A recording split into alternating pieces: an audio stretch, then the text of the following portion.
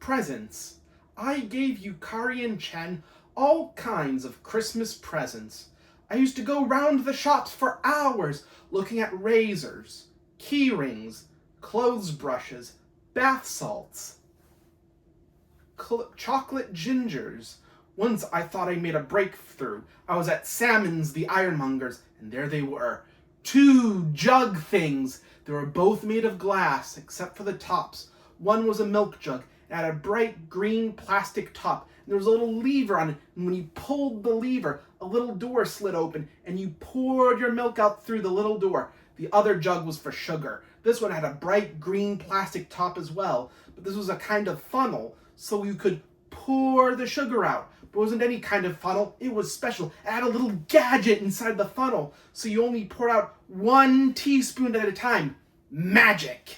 So I bought these wonderful things. I gave them to Yukari and Chen for Christmas. They said they were very nice. They were very pleased. And for a week or 2 after Christmas, they were always on the table.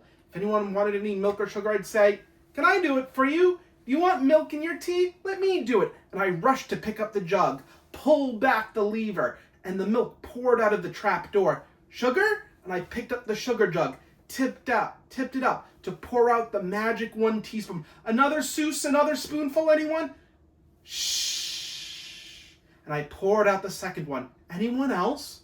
I became the milk and sugar empress. I had to be the milk and sugar driver. All week I was pouring for everyone. Breakfast, dinner, tea. After a week or 2, I noticed the milk bottle was getting back up onto the table. No jug. I noticed the sugar bowl and the boring old spoon were getting back on the table. No sugar jug.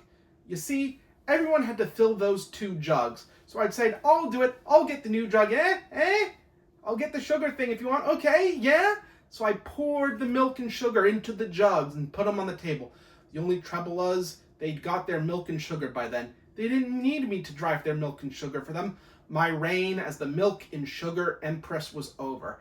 I was beaten by the bottle and the bowl. My bright green plastic top went up on the top of the kitchen cupboard with the jam jars without lids. We left them there when we moved from that house. They're probably still there.